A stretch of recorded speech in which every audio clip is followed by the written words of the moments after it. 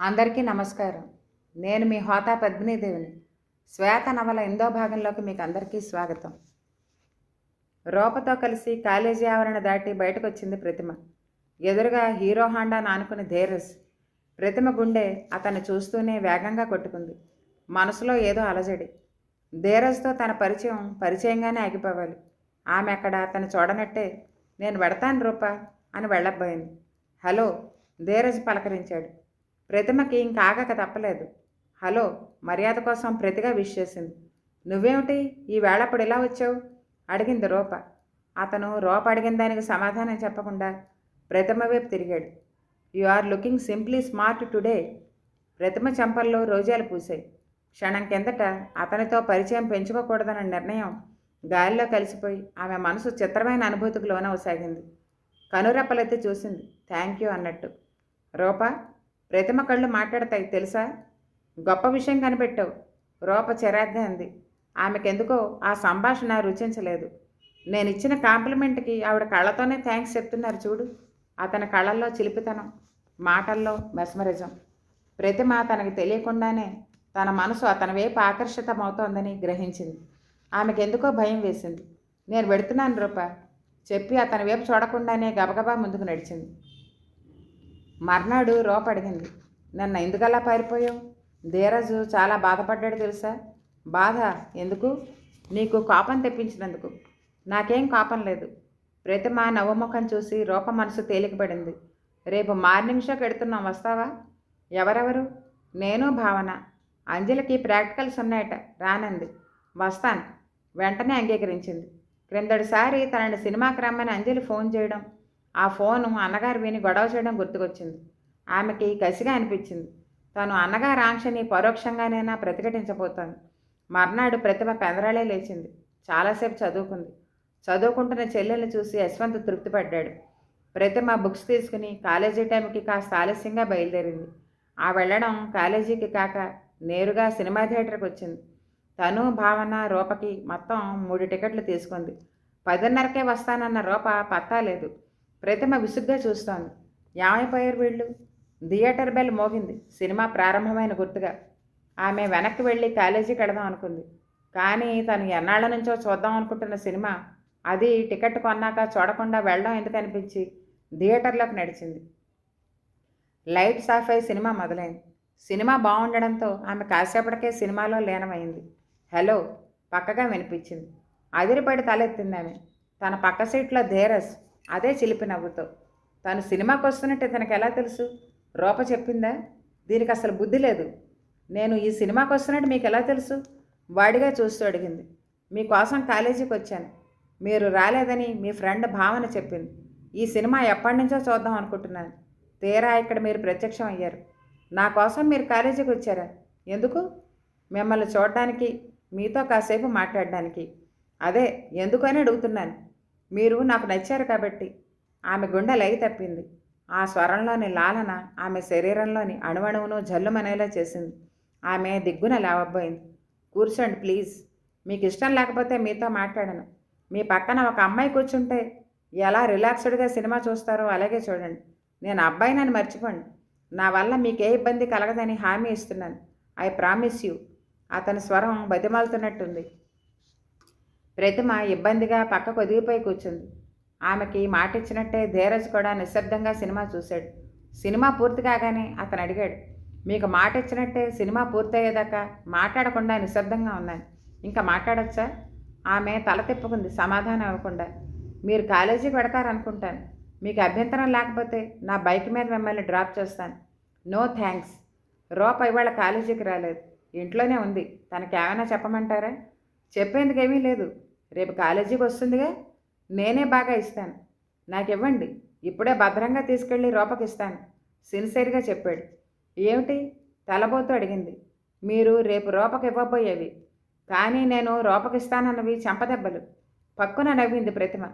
Thank you. దేనికి? నవ్వు నాపుకుంటూ అడిగింది. మీకు కోపం పోయినందుకు.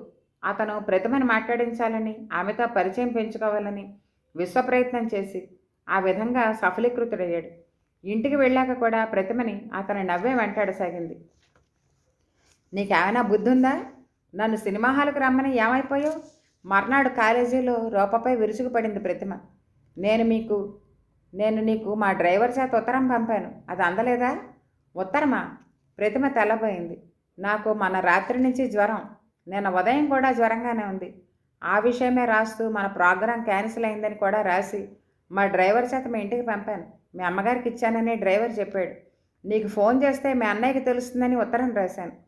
అమ్మ రూప రాసిన ఉత్తరాన్ని తనకి ఇచ్చి ఉంటే తను సినిమాకి వెళ్ళేది కాదు, ధీరజ్తో పరిచయం పెరిగేది కాదనుకుంది ఆమె. మేము రాలేదని మళ్ళీ కాలేజీకి వచ్చేసావా అడిగింది రూప. లేదు, టికెట్లు వేస్ట్ చేయడం ఎందుకని నేను వెళ్ళాను. ధీరజ్ చెప్పలేదా? తెలియనట్టు అడుగుతామే. ధీరజ్ వచ్చాడా? రూప విస్మయంగా అడిగింది. నీకు చెప్పలేదా? లేదు, ఏదో ఆలోచిస్తూ అంది. నిన్న నువ్వు సినిమాకి వెళ్ళావుట కదా, ప్రతిమ చెప్పింది. రూప అడిగింది. వెళ్ళాను, అతను అంగీకరించాడు.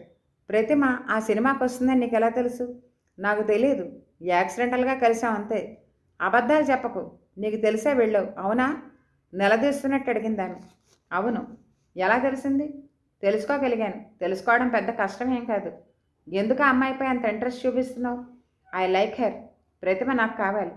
ధీరజ్, ప్రతిమ జోలికి వెళ్ళకు. ఆ అమ్మాయి అన్నగారు చండశాసనుడు. తన అమ్మాయిలతో స్నేహం చేస్తేనే ఆయన ఇష్టపడ్డు. ఎందుకని? అవన్నీ నన్ను అడగద్దు, నేనేం చెప్పలేను. కానీ ప్రతిమతో పరిచయాన్ని మర్చిపో అంటూ రూపలేచి లోపలికి వెళ్ళిపోయింది. ప్రతిమని మర్చిపోవడం తన వల్ల కాదనుకున్నాడు అతను. అతని కళ్ళ ముందు ఆమె అందమైన ముఖం కనిపిస్తోంది. 4 రోజుల తర్వాత ఆ ఇంటికి వచ్చిన శ్వేత గమనించింది ప్రతిమలో మార్పు. ఆమెలో ఇదివరకటి స్తబ్దత పోయి చైతన్యం వచ్చింది. ఇదివరకు ఎప్పుడూ చదువుకుంటూనో టేప్ రికార్డర్ వింటూనో గడిపేది. ఇప్పుడు చేతుల్లో పుస్తకం ఉన్నా ఏవో ఆలోచనలోకి జారిపోతున్నట్టు కనిపిస్తోంది. ఆ రోజు సాయంకాలం శ్వేత ప్రతిమ గదిలోకి వచ్చింది. ప్రతిమ గదిలో అద్దం ముందు కూర్చుని తన ప్రతిబింబాన్ని తదేకంగా చూసుకుంటోంది. ఆమె పెదవులపై మధుర మనోజ్ఞ మందహాసం, కళ్ళు కలల్లో తేలిపోతున్నట్టున్నాయి. ప్రతిమ హఠాత్తుగా శ్వేత పిలవడంతో ఆమె ఉలిక్కిపడింది. ఆమెలో తత్తరపాటు స్పష్టంగా కనిపించింది. అంతలోనే ముఖం కోపంతో ఎరిపెక్కింది. నన్ను అడగకుండా నా గదిలోకి ఎప్పుడూ రాకు, తీవ్రంగా అంది. ఆమె ప్రతిమలోని ఈ అకారణ ఆగ్రహానికి నివ్వెరపోయింది. ఐఆమ్ సారీ అని గిరుక్కును వెనుదిరిగి బయటకు వచ్చేసింది. 5 నిమిషాల తర్వాత ప్రతిమ శ్వేత గదిలోకి వచ్చింది. క్షమించొదినా, ఏదో ఆలోచనలో ఉండి హఠాత్తుగా నువ్వు పిలిచేప్పటికి ఉలిక్కిపడ్డాను. ఆ కోపంతో మనస్ఫూర్తిగా క్షమాపణ కోరింది. మనలో మనకి క్షమాపణ ఏమిటి అందామె. నేను చేసింది తప్పే, గది తలుపు తట్టి అడిగి రావడం కనీస మర్యాద. మరునిమిషం ఇద్దరూ కబుర్లో పడిపోయారు. నేను మా ఇంటికి వెళ్ళి 4 రోజులు ఉండి తిరిగి వచ్చేసరికి నీలో ఎంత మార్పు వచ్చింది. ఇదివరకు ఇలా ఉండేదానివి కాదు, మాటల మధ్య అంది శ్వేత. నాలో మార్పా? ప్రతిమ ముఖంలో గతుక్కుమన్న ఫీలింగ్. ఇదివరకు స్తబ్దంగా ఉండేదానివి, ఇప్పుడు చైతన్య లహరిలా ఉన్నావు. నీకెవరైనా కొత్త ఫ్రెండ్ దొరికారా? ప్రతిమ తనలోని మార్పు వదన దృష్టిని దాటిపోనందుకు భయపడింది. అవును, కొత్త ఫ్రెండ్ అంటే రూప కజిన్ ప్రియదర్శిని. నోటికొచ్చింది ఏదో చెప్పి సంభాషణ మరోవైపు మళ్లించింది. ధీరజ్ ప్రతిమలిద్దరూ రెస్టారెంట్లో ఎదురెదురుగా కూర్చుని ఐస్ క్రీమ్ తింటున్నారు. ధీరజ్తో పరిచయం అయ్యి వారం రోజులు. ఆ పరిచయం దినదిన ప్రవృద్ధమవుతూ ఇద్దరూ కలిసి హోటల్స్కి వెళ్ళడం వరకు వచ్చింది. అతను ఎదురుగా కూర్చుని ఐస్ క్రీమ్ తింటుంటే ఆ అనుభవం గమ్మత్తుగా తమాషాగా ఉంది. అన్నగారు గుర్తొచ్చి కొంచెం భయంగా గిల్టీగా అనిపించింది. అంతలోనే ఆరాధనగా తమకంగా తన కళ్ళల్లోకి చూస్తున్న ధీరజ్ను చూసి గర్వంగా ఫీల్ అయింది. మనం తెలుసో తెలియకో రకరకాల పనులు చేస్తూ ఉంటాం. ఆ పనుల వెనుకున్న మంచి చెడ్డల్ని అంతరాత్మ బేరీజు వేస్తూనే ఉంటుంది. వాటిలో హిపోక్రసీ, ద్వంద్వ ప్రవృత్తులకి తావుండదు.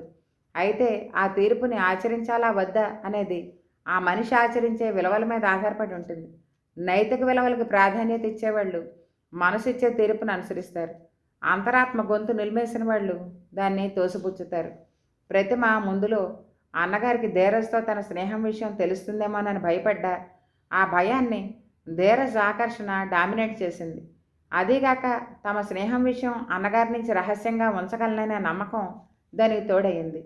అన్నగారు క్రమశిక్షణ పేరుతో తనని పంజరంలో బంధించాడు. అందుకే తను రహస్యంగా తనకు నచ్చిన విధంగా బతుకుతోంది అనే వాదనని బిల్డప్ చేసుకుంది. Dheeraj, you are nice. నువ్వే లేకపోతే ఈ పాటికి నేను ఏమైపోయేదాన్ని అంటూ అన్నగారి నిరంకుశత్వం గురించి చెప్పింది. అతను సానుభూతిగా విన్నాడు. ప్రతిమ కళ్ళల్లో తడి, గొంతులో ఉద్వేగం. అతను టేబుల్ మీద ఉన్న ఆమె చేతివేళ్లని స్పృశించాడు. మాటల్లో చెప్పలేని భావాన్ని స్పర్శ చెప్తుంది. ప్రతిమ సంకోచించకుండా ఆ చేతిని గట్టిగా పట్టుకుంది. ధీరజ్, మా అన్నయ్యకి మన విషయం తెలుస్తుందేమో అని భయంగా ఉంది. తెలిస్తే ఏం చేస్తాడు? బహుశా నన్ను చదువు మానిపించేస్తాడు. నన్ను వీధి ముఖం చూడనివ్వకుండా కట్టడి చేస్తాడు. స్టూపిడిటీ. చదువుకున్న అమ్మాయిలా మాట్లాడడం లేదు నువ్వు. నీకు మా అన్నయ్య సంగతి తెలీదు. నువ్వు చెప్తున్నావుగా, తెలుస్తోంది. మీ అన్నయ్య చెప్పు చేతల్లో ఉండడానికి నువ్వేమీ పసిపిల్లవు కాదు. పోట్లాడు, ఎదిరించు. ఇంకా కావాలంటే ఇంట్లోంచి బయటకు వచ్చేయి. ఆస్తిలో వాటా ఇమ్మని దావా వేయి. ప్రతిమ వింటూ ఆలోచిస్తోంది. అది సాధ్యమయ్యేదేనా? తనలో అంత ధైర్యం ఉందా? అప్రయత్నంగా వాచ్ చూసుకుంటూ ఉలిక్కిపడింది. టైం 5 గంటలు కావస్తోంది. కంగారుగా అంది, నేను వెడతాను. లేటుగా వెడితే అన్నయ్య 1,00,000 ఆరాలు తీసి చంపుతాడు. ఇవాళ నుంచే నీ ప్రతిఘటన మొదలు. మరో గంట వరకు నువ్వెక్కడికి వెళ్ళడం లేదు. వద్దు, నా మాట విను. ఇప్పటికే అరగంట ఆలస్యమైంది. సరే, రేపు మళ్ళీ కలుద్దాం. రేపా? రేపు నేను రాను. రోజు క్లాసులు ఎగ్గొడితే ఎలా? ఇప్పటికే చాలా లెసన్స్ మిస్ అయ్యాను. ధీరజ్ క్షణకాలం ఆమె కళ్ళల్లోకి చూశాడు. మరుక్షణం ఆమె మెడను వంచి ముఖాన్ని తన ముఖం దగ్గరగా లాక్కున్నాడు. సుడిగాలిలా, జడివానలా స్ప్లిట్ సెకండ్లో ఆమె పెదవుల్ని అతని పెదవులు గాఢంగా వత్తాయి. అనూహ్యమైన ఈ సంఘటనతో ప్రతిమ దిమ్మెరపోయింది. మొదటి క్షణం ఏదో తెలియని మైకం, రెండో క్షణం వివసత్వం, మూడో క్షణం తీయని అనుభూతి. ఈ ముద్దు నీకు గుర్తొస్తే రేపు కలుసుకుందాం. అల్లరిగా అంటున్న తన స్వరం ఆమెకి కల్లోలాగా వినిపించింది. తనేం చేస్తోందో తనకే తెలియని స్థితిలో బయటకు నడిచింది. ప్రతిమ ఇంటికి వచ్చేప్పటికి శ్వేత ఆత్రంగా ఆమె కోసమే ఎదురు చూస్తోంది. ఇంత లేట్ అయిందేం ప్రతిమ? సాధారణంగా 4:30కే ఇంటికి వచ్చే ఆమె ఈరోజు 5:15కు వచ్చిందని ఆదుర్దా ధ్వనించింది ఆమె స్వరంలో. బస్సు దొరకలేదు వదిన. చిన్న అబద్ధం. ఏ అనుమానం రాకుండా చెప్పి గదిలోకి వెళ్ళిపోయింది. యశ్వంత్ ఇంకా ఇంటికి రాలేదుగా? పర్వాలేదులే, భువనేశ్వర్ అంది. కూతురు రోజు వచ్చే సమయానికి కాక కాస్త ఆలస్యంగా ఇంటికి వస్తే నెలదీసి అడగాల్సిన బాధ్యత తల్లిది. కానీ ఆమె కొడుకు తెలియనంతసేపు కూతురు ఎప్పుడు ఇంటికి వచ్చినా పర్వాలేదన్నట్టు అంటూ ఉంటే విచిత్రంగా ఉంది శ్వేతకి. ప్రతిమపై ఆమెకు అనుమానం లేదు. కానీ యశ్వంత్ చెల్లెలపై పెట్టిన ఆంక్షల్ని ఆమె సత్ప్రవర్తన ద్వారా అతనే సడలించేలా చెయ్యాలని ఆమె తాపత్రయం. శ్వేత కిచెన్లోకి వెళ్ళి కాఫీ కలిపి ప్రతిమ గది దగ్గరికి వెళ్ళింది. వెళ్లే ముందు తలుపు తట్టడం మర్చిపోలేదు. ప్రతిమ వెంటనే తలుపు తెరవలేదు. ధీరజ్ అధరస్పర్శ ఆమె పెదవులపై ఇంకా ఉన్నట్టే ఉంది. తొలి ముద్దులోని మాధుర్యం తాలూకు అనుభూతి ఆమెను ఇంకా వీడిపోలేదు. ఆమె చెక్కిళ్ళు రాగరంజితమవుతున్నాయి. తనలో చెలరేగే భావ సంచలనాన్ని అదుపులో పెట్టుకుంటూ ఆమె వచ్చి తలుపు తెరిచింది. కాఫీ తీసుకో ప్రతిమ. ప్రతిమ కాఫీ అందుకుని 2 గుక్కల్లో తాగేసింది. టిఫిన్ తినవు? వద్దు, ఆకలేదు వదినా. ప్రతిమకి శ్వేత అక్కడి నుంచి వెళ్ళిపోతే బాగుండని అనిపిస్తోంది. లేదా మనుషులెవరూ లేని ఏకాంతానికి వెళ్ళిపోయి తను పొందిన అనుభూతిని గుర్తు చేసుకుంటూ ఉండిపోవాలనిపిస్తోంది. అదేమిటి ప్రతిమ, ఉదయం లంచ్ బాక్స్ కూడా తీసుకెళ్ళలేదుగా? రూపతో కలిసి బయట ఏవేవో తిన్నానులే. చాలా తలనొప్పిగా ఉంది, కాసేపు పడుకుంటాననేసి ప్రతిమ తలగడాలో తలదూర్చి పడుకుంది. శ్వేత మౌనంగా తలుపు దగ్గరికి వేసి వచ్చింది. ప్రతిమ ప్రవర్తన అసహజంగా కనిపిస్తోంది. మనసులో ఏదో అనుమానం మొదటిసారిగా కలిగింది. ఆమె అసహనంగా తల విదిల్చింది. గదిలో పడుకున్న ప్రతిమ గుండె వేగంగా కొట్టుకుంటోంది. తను అంతగా భయపడే అన్నగారి ముందు కూడా అబద్ధం చెప్పగలిగే తను వదిన ముందు అబద్ధం ఎందుకు చెప్పలేకపోతుంది? ఎన్నాళ్ళు ఇలా అందమైన అబద్ధాలతో అందరినీ మోసం చేయగలదు?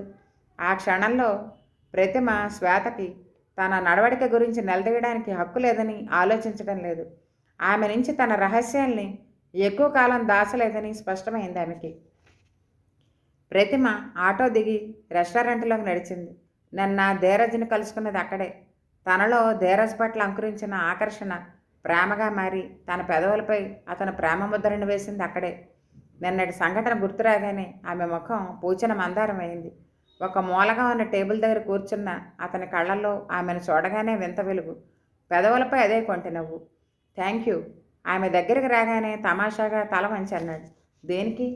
నేను నిన్నిచ్చిన కానుకను గుర్తుంచుకుని ఇవాళ వచ్చినందుకు. అతని చూపులకి ఆమె ఒళ్ళంతా సకలగింతలు పెట్టినట్టయింది.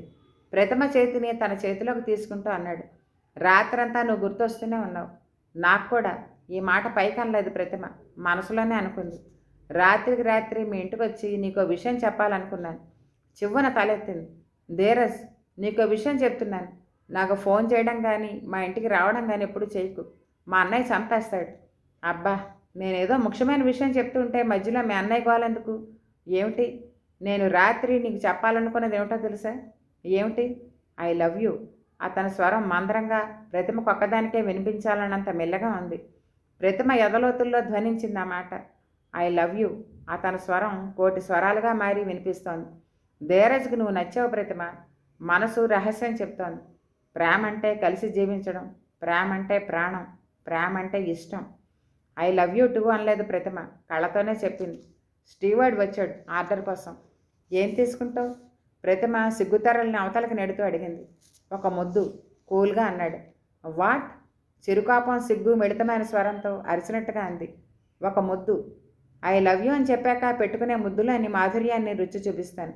అతని చూపులు ఎప్పట్లా అల్లరిగా లేవు. దాని స్థానంలో ఏదో మార్పు. ప్రతిమ గుండె జల్లుమంది. అక్కడి నుంచి వెళ్ళిపోవాలనుంది. నిన్నటి అనుభూతి గుండెలో నిధిలా పెన్నిధిలా అపురూపమైన జ్ఞాపకంలా మిగుల్చుకుంటే చాలు. అంతకు మించి ముందుకు పోకూడదు. ఆమె కన్ని మనసులో ఏదో భయం. పైకి మామూలుగా ఉండడానికి ప్రయత్నిస్తూ కసాటా ఆర్డర్ చేసింది. నీ ఇష్టం, ఏది ముందైనా పర్వాలేదు. ఏమిటి? అర్థం కాక అడిగింది. ఐస్ క్రీమ్ ముందైనా పర్వాలేదు, తర్వాత అయినా పర్వాలేదు. నాకు ముద్దు ఎప్పుడైనా ఓకేనే. ప్రతిమ ఎర్రబడిన ముఖంతో అంది. నిన్న జరిగింది చాలు. ఇంకా ఇలాంటి పిచ్చి వేషాలు ఏం వద్దు. నిన్నేం జరిగింది? అమాయకంగా చూశాడు. పో, అన్నీ నా చేతే చెప్పిస్తావు. ముఖం తిప్పుకుంటూ అంది. రెస్టారెంట్లోంచి బయటకు వస్తుండగా అన్నాడు అతను. ప్లీజ్, నేను అడిగింది. ప్రతిమ అతని కళ్ళల్లోకి చూసి ఆగింది. చప్పున అతని చేతిని అందుకుని పెదవులు కానించుకుని వదిలేస్తూ అంది. బై, రేపు మళ్ళీ కలుద్దాం. ధీరజ్ ప్రతిమ స్పృశించిన చేతిని చూసుకుంటూ అలాగే ఉండిపోయాడు. భువనేశ్వరి ఊళ్ళోకి ఎవరో బాబా వచ్చాడని చూసొస్తానంటూ వెళ్ళింది. శ్వేత తోటమాలి చేత పెరట్లో మొక్కలకి పాదులు చేయిస్తోంది. విశాలమైన పెరడు, రకరకాల మొక్కలు, ఒక పక్కగా అవుట్ హౌస్. ఆ అవుట్ హౌస్ ముందు భాగంలో ఇల్లు కట్టడానికి ఉపయోగించే కలప ఉంది. శ్వేత ఇంటికి వచ్చిన రోజు నుంచి చూస్తూనే ఉంది. ఆ కలప వర్షానికి తడుస్తూ ఎండకెండుతూ అలాగే ఉంటుంది తప్ప దానిని ఎవరూ తీసి జాగ్రత్త చేయరు. కొంతకాలంగా నిలవున్న ఆ కలపని శ్వేత ఈరోజు తీసి ఎక్కడైనా పెట్టించాలనుకుంటోంది. ఆ కలప తీసి ఎక్కడైనా పెట్టచ్చుగా, వర్షానికి తడిసిపోతోంది అంది మాలితో. ఇంట్లో జాగా లేదు కదమ్మా, అవుట్ హౌస్ ఖాళీయే కదా. ఖాళీగానే ఉంది కానీ ఎవరూ దాని తాళం తెరవరు అన్నాడు మాలి. ఎందుకని? అమ్మగారు చెప్పారు తెరవద్దని. శ్వేత విచిత్రంగా చూసింది. అలా ఖాళీగా ఉంచే బదులు ఎవరికైనా అద్దెకివ్వచ్చుగా. ఎవరుంటారమ్మా, అదో దెయ్యాల కొంప. దెయ్యాలా? అపనమ్మకంగా ఆశ్చర్యంగా చూసింది. అవునమ్మా, రజనమ్మగారు పోయాక ఇంత ఇంట్లో ఒంటరిగా ఉండడానికి భయపడి సాయంగా ఉంటారు కదా అని అమ్మగారు ఎవరికో అద్దెకిచ్చారు. వచ్చిన రెండో రోజే వాళ్ళ పాపకి వాంతులు విరోచనాలు. ఆసుపత్రిలో చేర్పించినా లాభం లేకపోయింది. వాళ్ళు ఇల్లు ఖాళీ చేసి వెళ్ళిపోయారు. అప్పటి నుంచి తెలుసుండి ఆ ఇంట్లో ఎవరు ఉండరు. దెయ్యాలు లేవు, భూతాలు లేవు. అంతా మన మూఢనమ్మకం, భ్రమ. తాళాలు ఎక్కడున్నాయి? తోటమాలి ముఖంలో భయం. వద్దమ్మగారు, అవుట్ హౌస్లోకి మీరు వెళ్ళొద్దు. పర్వాలేదు, నేను వెడతాను. భయం అయితే మీరెవరూ రాకండి. ఆమె ఇంట్లోకి వెళ్ళి తాళాల కోసం వెతికింది. డ్రాయర్ సరుగులో కనిపించే తాళాలు, 4-5 తాళాలున్న ఆ గుత్తులో చివరికి ప్రయత్నించగా ఒక తాళం చెవితో తాళం తెరుచుకుంది. శ్వేత తలుపులు తీస్తుంటే మాలి దూరంగా నిలబడి భయంగా చూస్తున్నాడు. బట్టలారేస్తున్న పని మనిషి కూడా పని మానేసి వచ్చి భయంగా చూస్తోంది. శ్వేత తలుపులు తెరవగానే 1-2 ఎలకలు పరిగెట్టొచ్చాయి. లోపలంతా బూజు దుమ్ము నిండిపోయి నిజంగానే దెయ్యాల గుహలా ఉంది. ఆమె లోపలంతా చూసొచ్చింది. చీపురు పట్టరా, పని మనిషితో చెప్పింది. పని మనిషి చీపురు తెచ్చి భయంతో గుమ్మల్లోనే ఆగిపోయింది. ఎక్కడుంది దెయ్యం, నాకు చూపించు. శ్వేత నవ్వి చీపురు అందుకుంది. అరగంటలో బూజులన్నీ దులిపి నేలంతా ఒడిచింది. అప్పటికి పని మనిషికి కాస్త ధైర్యం వచ్చి నీళ్లు తెచ్చి గది కడిగింది. నేల బాగా ఆరాక మాలితో చెప్పింది. కలప అంతా నువ్వు సత్యవతి సాయం పట్టి గదిలో మూలగా పెట్టండి. యజమానురాలు ఆదేశానుసారం కలపంతా పనివాళ్ళిద్దరూ కలిపి గదిలో పెట్టారు. కర్రల కింద నుంచి బయటపడిన తేలిని చూసి అంది శ్వేత. చూసావా, మరి కొంతకాలం ఇక్కడే కలప ఉంచితే ఏ పావులైనా చేరతాయి. నిజమేనమ్మగారు, కానీ పెద్దమ్మగారు పట్టించుకోరు. శ్వేత అవుట్ హౌస్ తాళం పెట్టింది. ముందు భాగం అంతా శుభ్రంగా తొడవమని పని మనిషితో చెప్పి తలంతా దుమ్ము పడిందని తలంటి పోసుకోవడానికి వెళ్ళింది. బాబాగారి దగ్గర నుంచి వచ్చిన భువనేశ్వరి ప్రసాదం కోడల చేతిలో పెడుతూ అంది. బాబాగారు సర్వశక్తి సంపన్నులు. ఆయన చేతితో ప్రసాదం ఇస్తే సర్వరోగాలు నయం అవుతాయట. బిడ్డలు లేని వారికి బిడ్డలు పుడతారట. శ్వేతకి బాబాలు స్వామీజీలన్నా నమ్మకం లేదు. అత్తగారి సంతృప్తి కోసం ప్రసాదాన్ని నోట్లో వేసుకుంది. తోటమాలిని పిలిచి ప్రసాదం ఇవ్వబోతున్న భువనేశ్వరి అవుట్ హౌస్ ముందు భాగంలో ఉండవలసిన కలప లేకపోవడం గమనించింది. అక్కడ కలపేది? అమ్మాయి గారు అవుట్ హౌస్లో భయంగా ఆగాడు. చిన్నమ్మగారు ఆ తాళం తెరిచిందా? నువ్వేం చేస్తున్నావు? మండిపడుతూ అరిచింది. వద్దని ఎంత చెప్పినా చిన్నమ్మగారు వినలేదమ్మా. భువనేశ్వరి లోపలికి వచ్చింది. ఆవిడ ముఖం కోపాన్ని బలవంతాన్ని దిగమింగుకున్నట్టుంది. శ్వేత, అవుట్ హౌస్ తాళం తీసి శుభ్రం చేసావా? అవునత్తయ్యా. నువ్వెందుకెళ్ళావమ్మా దెయ్యాల కొంపలోకి? ఓరి భగవంతుడా, ఈ ఇంట్లో ఇంకా ఏ ఘోరం జరగనుంది? ఆవిడ గుండెల మీద చేయి వేసుకుంది. ఆవిడ కళ్ళు పత్తికాయల్లో అయ్యాయి. ఎందుకత్తయ్య అందరూ భయపడతారు? ఆ గదిలో నేను చాలాసేపు ఉన్నాను. నాకేమీ భయం అనిపించలేదే. రజనికి అవుట్ హౌస్లోనే అగ్ని ప్రమాదం జరిగింది. అప్పటి నుంచి ఆ గది ఎవరమో తెరవం. అప్పట్లో వంట అక్కడ చేసేవారా? అడిగింది శ్వేత. ఉలిక్కి పడింది భువనేశ్వరి. ఏదో జరిగిందిలే, ఆవిడ కసిరినట్టు అంది. ఇందా విభూది నుదుట పెట్టుకో. అంతలోనే మార్ధవంగా అయింది ఆవిడ స్వరం. శ్వేతకి అత్తగారు కూడా అవుట్ హౌస్ అంటే భయపడడం వింతగా అనిపిస్తోంది. మర్నాడు ఆ ఇంట్లో ఊహించని సంఘటన జరిగింది. శ్వేత స్టవ్ దగ్గర నిలబడి పాలు కాస్తోంది. శ్వేత, అబ్బాయికి కాఫీ తీసుకురా. భువనేశ్వరి డైనింగ్ హాల్లో నుంచి పిలిచింది. వస్తున్నాను అత్తయ్య. ఆమె బదులు చెప్పి పటకారుతో పాలగిన్నెని స్టవ్ మీద నుంచి దించబోయింది. ఎలా అంటుకుందో తెలియదు. ఆమె చీర కొంగు అంటుకుంది. ఆమె కంగారుగా పైట కొంగు విదిలించడంతో చీర అంతా మంటలు వ్యాపించాయి. ఆమె భయభ్రాంతయ్యే కెవ్వు నరిచింది. అరుపు విన్న భువనేశ్వరి వంటగది దగ్గరికి వచ్చి చూసింది. మంటల మధ్య శ్వేత. ఆవిడ భయవిహ్వలంగా అరిచింది. యశ్వంత్, శ్వేత చీర అంటుకుందిరా, త్వరగా రా. ఆవిడ ఏడుస్తూనే అరుస్తోంది. యశ్వంత్ సుడిగాల్లా లోపలికి వచ్చాడు. భయభ్రాంతయ్యి అరుస్తున్న శ్వేత భుజం పట్టుకుని మరో చేతితో చీరకుచ్చెళ్ళు లాగి చీరని దూరంగా విసిరేశాడు. లోపలంగా కంటుకున్న మంటల్ని చేతితో నలిపి ఆర్పే ప్రయత్నంలో అతని చేతులు కాలి బొబ్బలెక్కాయి. శ్వేత అనాచ్ఛాదితంగా ఉన్న గుండెల్ని చేతులతో కప్పుకుని కూర్చుండిపోయింది. షాక్తో ఆమె ముఖం తెల్లగా పాలిపోయింది. భయం వల్ల పెదవులు వణుకుతున్నాయి. భువనేశ్వరి మరో చీర పట్టుకొచ్చి కోడలు శరీరంపై కప్పింది. ఇవాళ ఎంత గండం తప్పింది. సమయానికి అబ్బాయి ఇంట్లో ఉన్నాడు కాబట్టి సరిపోయింది. లేకపోతే నేనేం చేయగలను? ఆవిడ ఏడుస్తోంది. యశ్వంత్ ముఖంలో ఎలాంటి భావమూ లేదు. అతను కాఫీ తాగకుండానే చకచకా తయారయ్యాడు. నేను ఫ్యాక్టరీకి వెడుతున్నానమ్మా, తల్లితో చెప్పాడు. ఆయన ఇవాళ ఫ్యాక్టరీకి వెళ్ళొద్దని చెప్పండి అత్తయ్య. చేతులు బాగా కాలి ఉంటాయి అంది శ్వేత. నాకేమీ అవ్వలేదు, నేను వెడుతున్నాను. అతను వెళ్ళిపోయాడు. శ్వేత హాలులో కూర్చునుంది. పక్కనే భువనేశ్వరి కూర్చునుంది. తప్పిపోయిన ప్రమాదాన్ని తలుచుకుని ఆవిడ కళ్ళు భయంతో పెద్దవవుతున్నాయి. ఎంత ప్రమాదం తప్పింది? ఆవిడ మాటిమాటికి అనుకోసాగింది. శ్వేత స్వప్నావిష్టురాల్లా కూర్చునుంది. యశ్వంత్ ఒక చేత్తో తన భుజాన్ని చుట్టి మరో చేత్తో చీరకుచ్చెళ్ళని లాగడం గుర్తుకొస్తోంది. తన కడుపుపై ఆనిన అతని చేతివేళ్ల స్పర్శ ఇంకా అక్కడే ఉన్నట్టుంది. మంటలు, కళ్ళ ముందు మంటలు, కార్చిచ్చులా వ్యాపించిన మంటలు. ఆ మంటల మధ్య సజీవంగా కాలిపోతూ ఆమె. గులాబీలు రాసిపోసినట్టుండే ఆమె సజీవ సౌందర్యం ఆ మంటల మధ్య మాడిపోతోంది. మంచి గంధపు చెక్కలాంటి ఆమె శరీరాన్ని ఆవగా కబళిస్తున్నాయి అగ్నిజ్వాలలు. కొద్దిసేపటి కిందట మంటల మధ్య చిక్కుకున్న శ్వేత భయవిహ్వలంగా చేస్తున్న ఆర్తనాదాలు అతని చెవుల్లో వినిపించడం లేదు.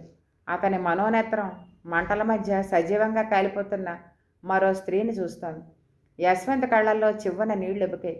మరుక్షణం ఆ నీటిని ఆర్పేస్తూ క్రోధాగ్ని కణాలని విరజమ్మసాగాయి అతని కళ్ళు.